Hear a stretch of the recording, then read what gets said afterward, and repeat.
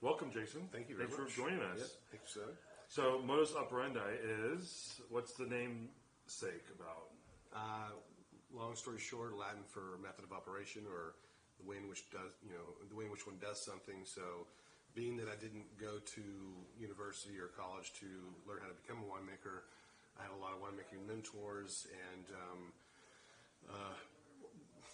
honestly, ended up making wine in this old guy's garage. But I would send out these questions to all these different winemaking mentors that I had kind of befriended, and essentially the same question, all these different people. And when the answers came back, no two answers were the same. So I realized, for me, I was kind of handpicking the best little bits of knowledge from all these different mentors and kind of creating my own method of how to make my wines going forward. So honestly, one day I was drinking some wine by myself, and I was a little bit tipsy, and As we do. The words, they just kind of popped in my head like modus operandi, and it honestly, it just made perfect sense to me, in regards to my story and how I started this whole thing out. Yeah. And it made It's sense. a great name. Thanks, man. Thank you.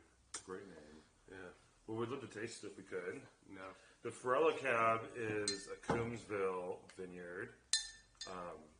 And Jason, I imagine you just get a few rows of that vineyard for your wine? Yeah, I have about 6 rows. They are, for me, one of my favorite wineries out here is Realm. It's like my favorite brand. People always ask when they come visit me and do tastings, are like, who do you like to, whose wines do you like to drink or whatever. So Realm is probably my favorite, and the cool thing is, like, my rows are literally adjacent to their rows. So oh, great. Yeah, pretty cool to get bottles of theirs and taste them, to mine and compare. Exactly. Yeah. Mm-hmm. Nice. And then Tom Farrell is just one of the coolest old guys out there. Yeah. He's the guy you can stop in just to say hello, and 5 minutes, an hour later, like, where'd the time go? He's just one of those kind of guys. I don't think I've ever had cab from this vineyard before. It'd be fun to taste it.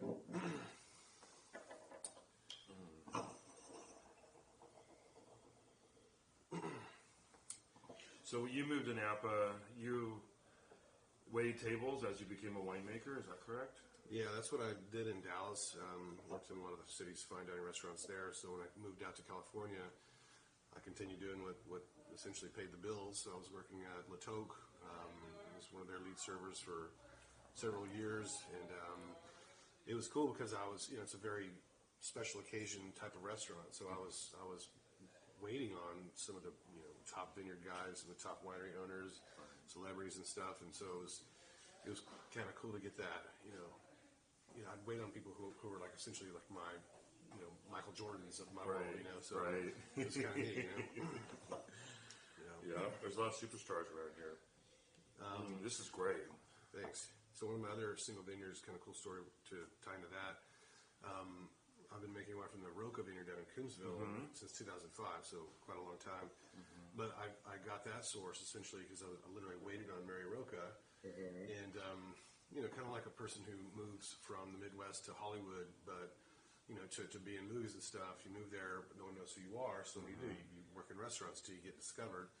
So for me, I wasn't sliding my headshots underneath the table to the directors or producers as I waited on them. I was whispering in the ears of great growers and winery owners to get access. So she came in, I waited on her, and I remember I kind of leaned over as I delivered her food. I was like, "Hey Mary, I'm looking for some cab. Can I buy some cab from you?" And she was like, she kind of looked up like I was a little bit crazy, and she goes, "Yeah, sure. How many bottles would you like?" And I was like, "Oh no, I don't want bottles.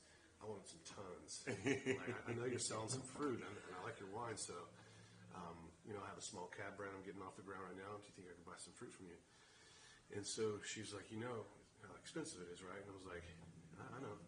She goes, I go, "Look, I promise you my checks won't bounce." And she's like, "You know what, us small guys, we got to stick together. Yeah.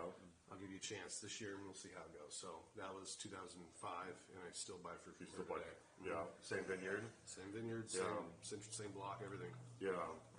It's pretty cool. That is cool. That's one of the great things about Napa is all the little stories that vineyards have and farmers have. Yeah, I've been doing this. This is my 15th harvest, so it's crazy. I had a few. Yeah, sure you do. Well, thank you for joining us and sharing this wine. Fantastic. Thank you. Congratulations to your success. Thank you very much. So we'll have his website on the app